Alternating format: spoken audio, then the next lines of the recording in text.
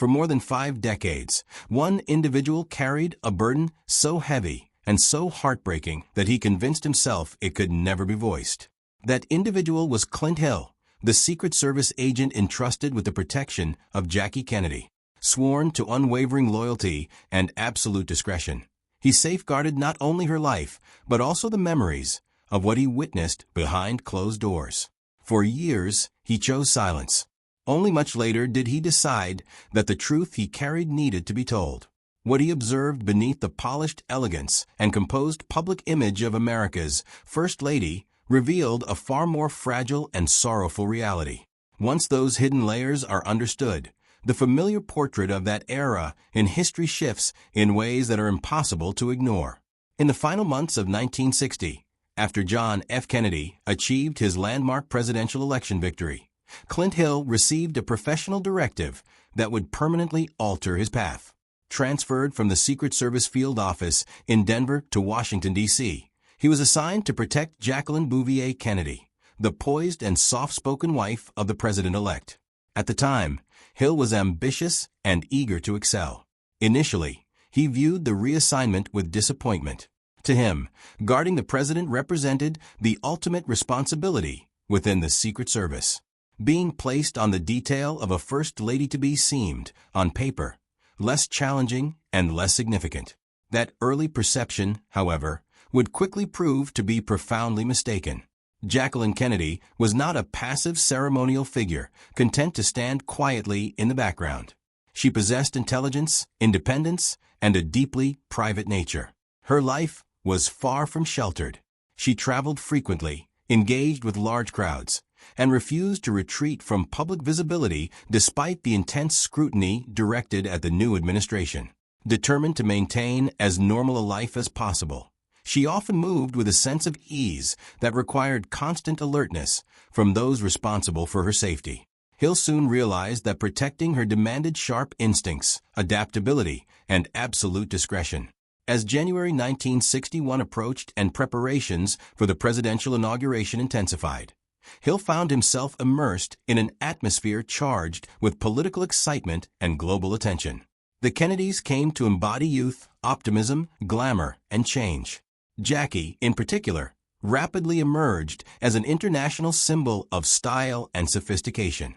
Every public appearance attracted enormous interest, whether it involved campaign engagements, state functions, or ceremonial gatherings. Hill's task was delicate.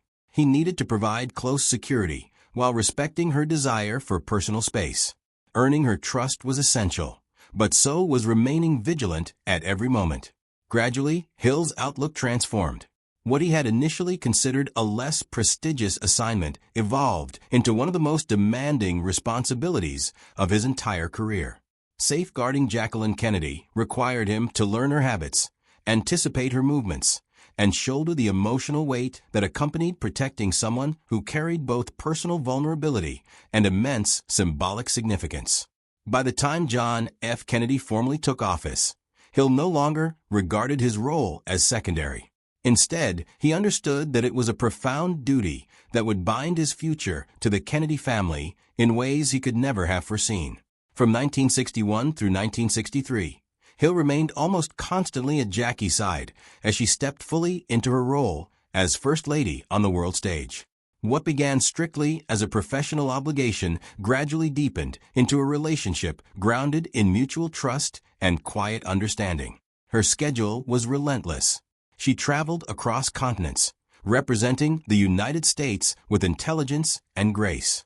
Hill accompanied her everywhere, navigating enthusiastic crowds, official receptions, and secluded corridors with equal attentiveness.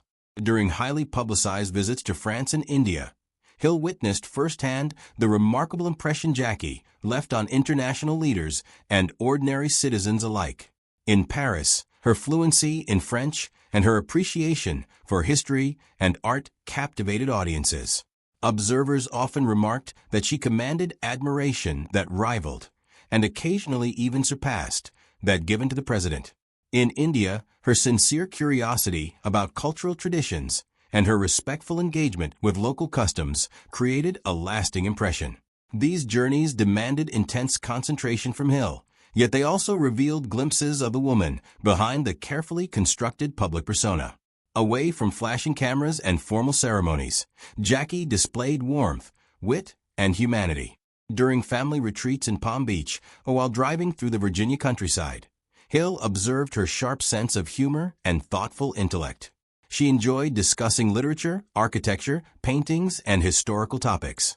At times, she gently mocked the surreal nature of her own celebrity.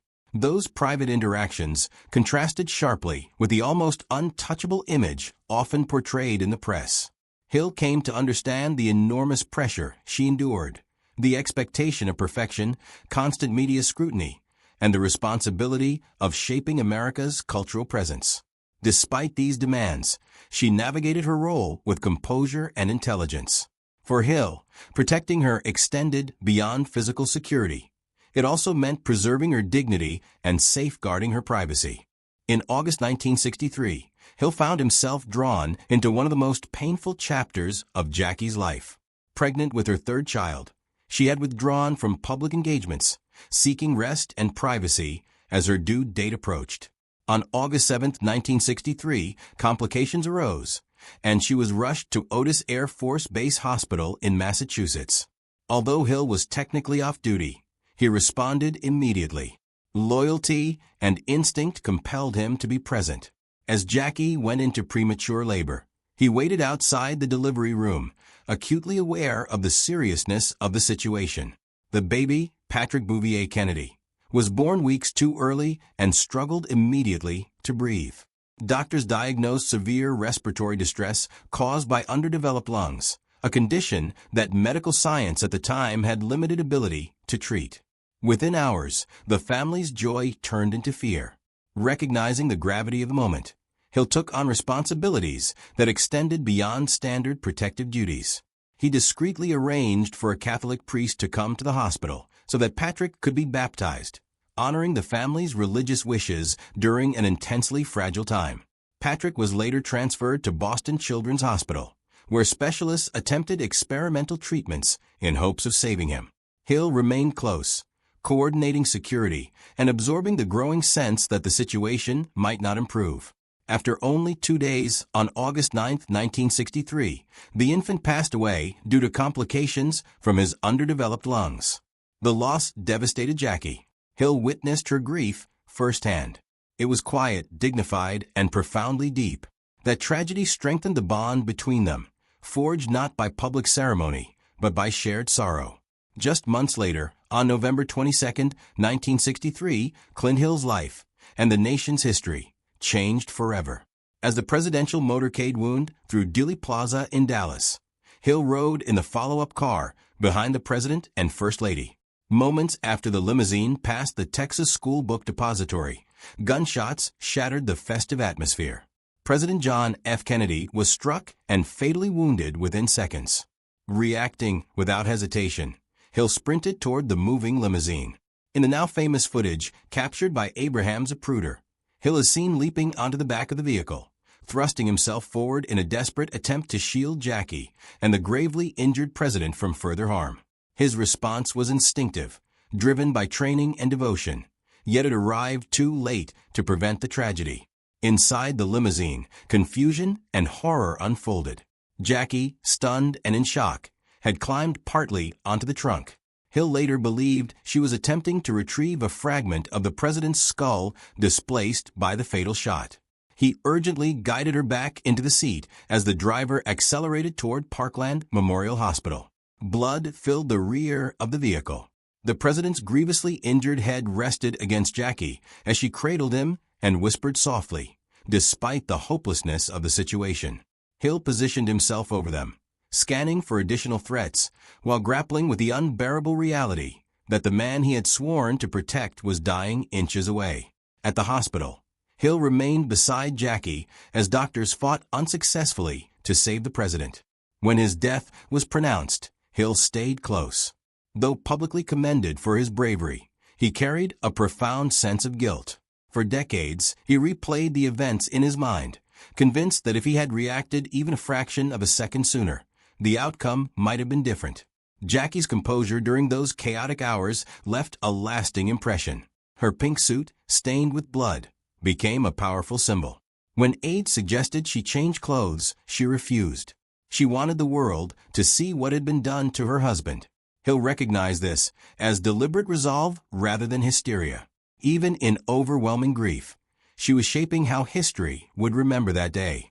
Later, aboard Air Force One as Lyndon B. Johnson took the oath of office, Jackie remained seated in her blood-stained clothing.